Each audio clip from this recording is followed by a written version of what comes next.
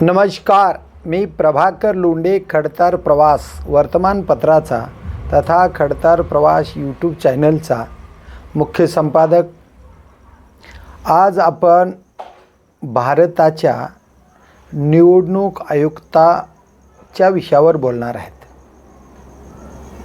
भारताचे निवडणूक आयुक्त ज्ञानेश कुमार हे निपक्षपातीपणाने काम करत नाहीत, असा आरोप आता देशात सर्वत्र होत आहे।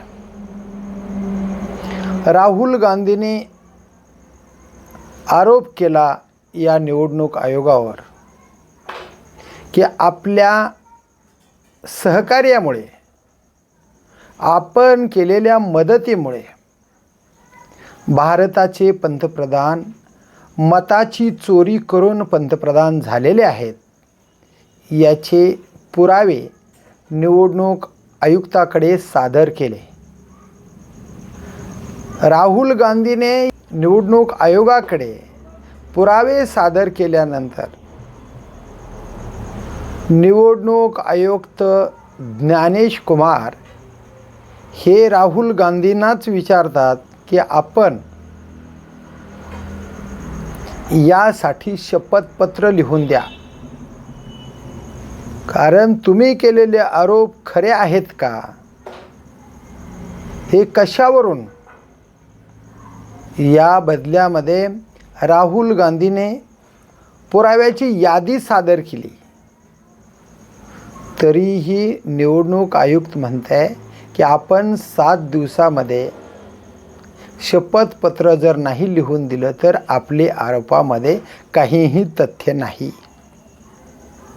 याचाच अर्थ असा आहे की निवडणूक आयुक्त हे भाजपाची स्पष्ट वकिली करत आहे,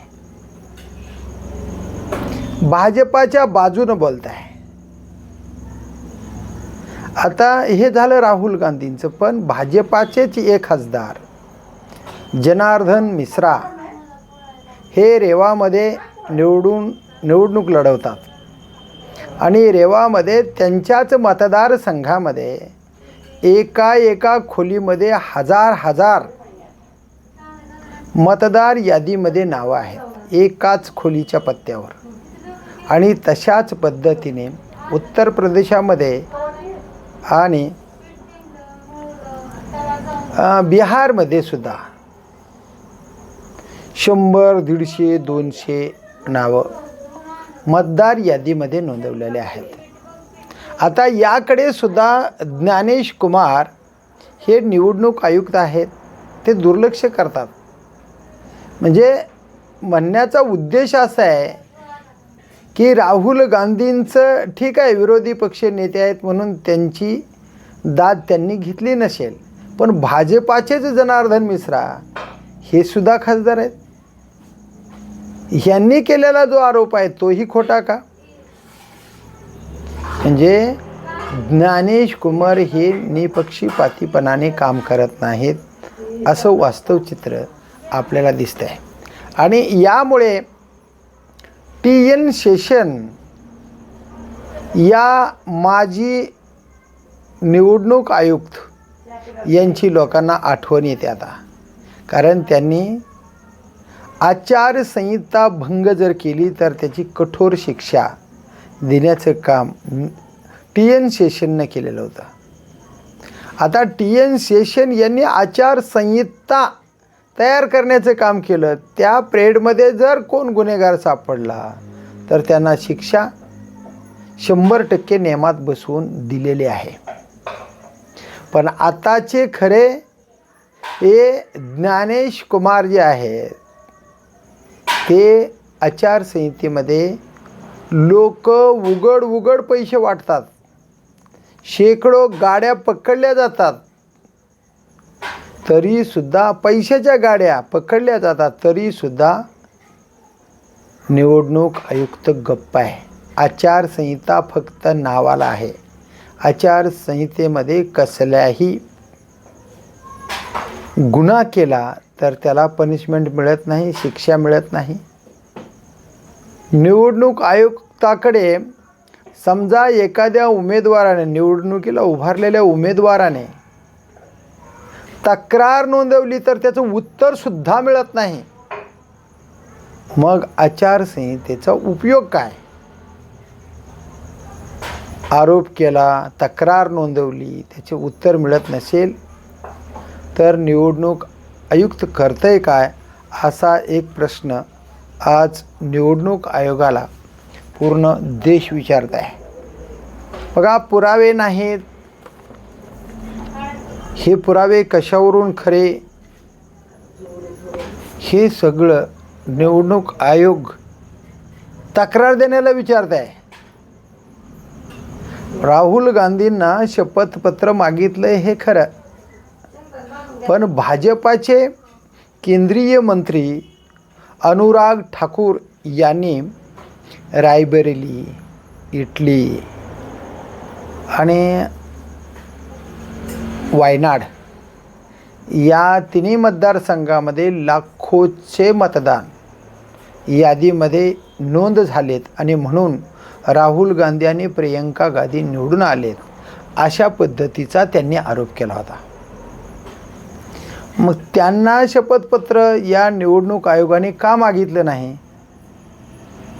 त्याचा अर्थ काय होत आहे तर भाजपाच्या कुठल्याही मंत्र्यांनी जर काँग्रेसच्या लोकांवर विरोध केला, आरोप केला, तर भाजपाच्या मंत्र्यांना शपथपत्र मागितलं जाणार नाही, त्यांना सूट आहे, असाच त्याचा अर्थ आहे. ज्ञानेश कुमार हे या त्यांच्या कार्यामध्ये, त्यांच्या कामामध्ये पक्षपातीपणा करतात. त्यांना उघड लोकांना कळलेलं आहे की हे आयुक्त भाजपाच्या बाजूनं काम करणारे आयुक्त आहेत. हे आयुक्त या पदाला शोभनीय नाहीत. खऱ्या नियमाने या आयुक्तानंच या जनतेला शपथपत्र लिहून द्यावं लागेल की या निवडणूक आयोगाच्या कार्यालयामध्ये कसल्याही प्रकारचा मताचा घोटाळा होत नाही, अशा पद्धतीनं त्यांनी खऱ्या नियमाने शपथपत्र देणं गरजेचं आहे. आणि काटेकोरपणे काम केलं पाहिजे TN शेषनसारखं. पण हे उलट तक्रार नोंदवणाऱ्याला शपथपत्र मागतात, त्यांच्यावर दबाव टाकतात आणि दबाव टाकून जर तुम्ही शपथपत्र नाही दिलं तर तुमचे आरोप हे चुकीचे आहेत असं स्पष्ट सांगतात. म्हणून अशा निवडणूक आयुक्ताला या पदावरून हद्दपार केलं पाहिजे, काढून टाकलं पाहिजेत, असं आता भारतीय जनतेचं मत आहे.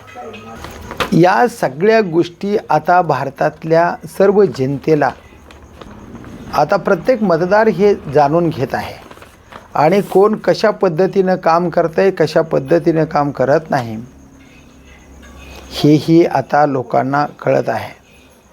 बघा, TN शेषननी त्यांच्या काळामध्ये 150 गैरप्रकार उघडकीस आणले होते आणि यांच्या काळामध्ये कित्येक गैरप्रकार होते, तरी हे ज्ञानेश कुमार डोळे झाकून गप्प बसतात. खरं म्हणलं तर TN शेषननी हे मतदार ओळखपत्र जे आहे ती त्यांची कल्पना आहे आणि त्यांच्या कल्पनेतून ओळखपत्र तयार झालेलं आहे.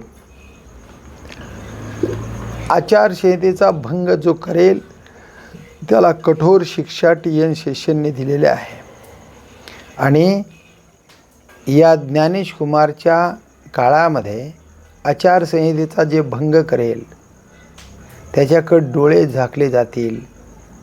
पैसे वाटप करत असताना उघड्या डोळ्यानं पाहिलं जाईल, पण त्यांच्यावर कसलीही कठोर कारवाई केली जाणार नाही.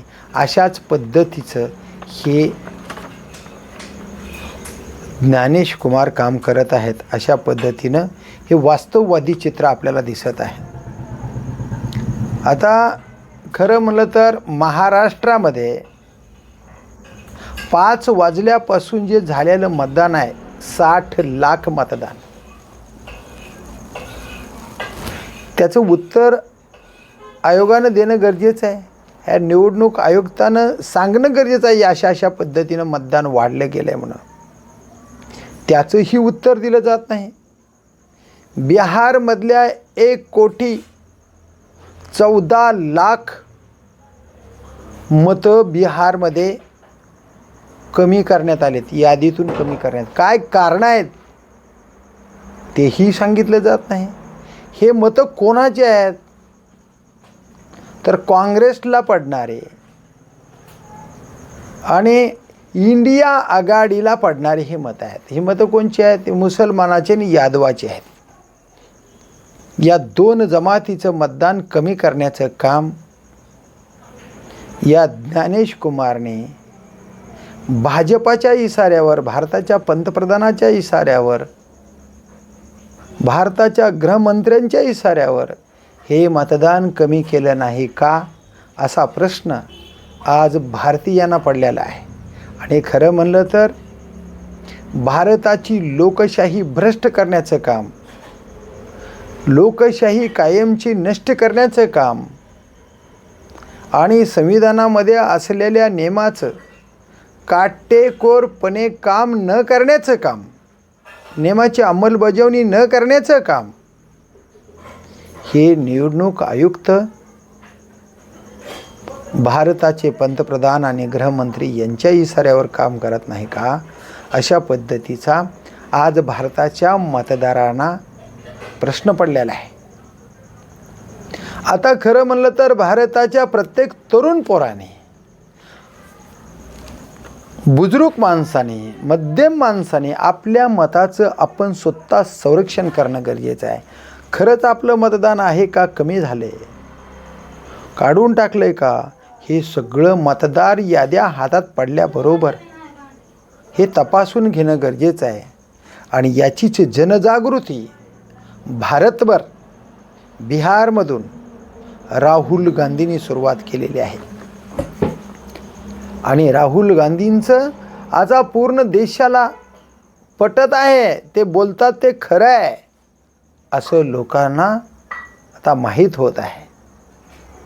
त्याचा विचार प्रत्येक भारतीयानं करणं गरजेचं आहे. आणि खरं म्हणलं तर राहुल गांधींनी थेट आरोप केला की मताची चोरी करून निवडून आलेले भारताचे पंतप्रधान आहेत असा थेटच आरोप केला. नरेंद्र मोदी ही मताची चोरी करून भारताचे पंतप्रधान झालेत. आणि तशाच पद्धतीनं महाराष्ट्रात सुद्धा 60 लाख मताचा घोटाळा करून महाराष्ट्रामध्ये मुख्यमंत्री देवेंद्र फडणवीस यांचं सरकार आलेलं आहे. अशा पद्धतीचा राहुल गांधी यांचा थेट आरोप आहे. आणि या सर्व गोष्टीला न्यायालयापासून ते सर्वोच्च न्यायालयापर्यंत सर्वच लोक सपोर्ट करतात. कारण काय? न्यायालय सुद्धा भारताच्या पंतप्रधानाच्या आणि गृहमंत्र्यांच्या इशाऱ्यावर चालतंय का? खरं म्हणलं तर न्यायालय हे स्वतंत्र संस्थान आहे. त्याने निपक्षपातीपणाने काम करणं गरजेचं आहे. पण तसंही दिसत नाही. प्रत्येक भारतीयाला न्यायालयावरचा विश्वास आता सध्या उडत चालला आहे. कारण महाराष्ट्रामध्ये मूळ शिवसेना बाळासाहेब ठाकरेंची आणि मूळ राष्ट्रवादी काँग्रेस पार्टी शरदचंद्रजी पवारची असतानासुद्धा एकनाथ शिंदे यांना शिवसेना देण्यात आली आणि अजित पवारांना राष्ट्रवादी काँग्रेस पार्टी देण्यात आली. त्यांचे चिन्हसुद्धा पळवले. त्याचा निकाल अजून लागला नाही. किमान या प्रकरणाला 3 वर्ष होत आहे, 2, 3, 4 वर्ष होत आहे, तरीसुद्धा निकाल लागत नाही. मग हा निकाल थांबवला कोणी? न्यायालय एवढा निकाल तात्काळ देण्यासाठी का उशीर करत आहे? 3-3 आणि 4-4 वर्ष जर निकाल लागत नसेल तर न्यायालयामध्ये दाद मागण्यासाठी सर्वसामान्य माणसाला न्याय मिळेल का, असाही प्रश्न आज भारतीयांना पडलेला आहे. खऱ्या नियमाने हेच जर असंच चालत राहिलं गेलं तर भारताच्या लोकशाहीवरचा विश्वास समूळ नष्ट होईल आणि सर्वसामान्य माणसाला आम्ही न्याय कोणाकडे मागावा असा कायमस्वरूपी प्रश्न माणसांच्या समोर राहील. माणसांना प्रश्न पडेल की आपल्याला कोण न्याय देणार आहे. सांगायचा मतदार असा आहे की भारतातल्या लोकशाहीवरचा विश्वास, भारताच्या न्यायालयावरचा विश्वास आणि भारतातल्या केंद्रीय निवडणूक आयोगावर असणारा विश्वास, त्या ज्ञानेश कुमारवरचा तर कायमचा विश्वास, म्हणजे या सर्व संस्थानावरचा विश्वास भारतीयांचा उडून जात आहे. लोकांना आता कुणाकडे न्याय मागावा असाच प्रश्न निर्माण झाला आहे. तर बघूया, राहुल गांधींच्या या झंझावातामुळे, भारतातल्या जनजागृतीमुळे, बिहारच्या जनजागृतीमुळे आपले मत आपलेच आहेत का याचं संरक्षण करण्यासाठी पूर्ण भारतभर जनजागृती होईल का, आणि मताची चोरी करणारे हे भाजप सरकार पायउतार होईल का, याकडेच आता भारतीय मतदारांचं लक्ष आहे. आणि हे राहुल गांधी म्हटल्याप्रमाणे चोरून आलेलं हे सरकार, मताची चोरी करून भारताचं पंतप्रधान बनलेलं हे सरकार खरंच जनतेच्या द्वेषातून, रागातून कायम पायउतार होईल का, हेच पाहूया. येणाऱ्या काळातच हे सर्व भारतीय जनतेचं मत आहे आणि हे मत मांडण्याचं काम भारतातल्या प्रत्येक पत्रकाराने निर्भीडपणाने करावं. आणि ते माझ्यापासून सुरुवात आहे. मी करत आहे, करत राहणार. जनतेचं मत हेच लोकशाहीचं मत आहे, ते मांडत राहणार. आणि त्या मांडल्यामुळे या लोकशाहीमध्ये सुधारणा व्हावी. भ्रष्ट भाजप पायउतार व्हावं अशीच आता भारतीय जनतेची इच्छा आहे, अपेक्षा आहे. तर बघूया, मताची चोरी करणारे सरकार पायउतार होणार का, ते येणाऱ्या काळातच. मी प्रभाकर लोंढे, खडतर प्रवास वर्तमानपत्राचा तथा खडतर प्रवास यूट्यूब चॅनलचा मुख्य संपादक. या चॅनलला सबस्क्राईब करा, शेअर करा, लाईक करा, बेल आयकॉनचं बटन दाबा आणि असेच समाजहिताचे वेगवेगळे व्हिडिओ पाहण्यासाठी खडतर प्रवास यूट्यूब चॅनल सबस्क्राईब करा. धन्यवाद. धाराशिवकर. जय हिंद, जय महाराष्ट्र.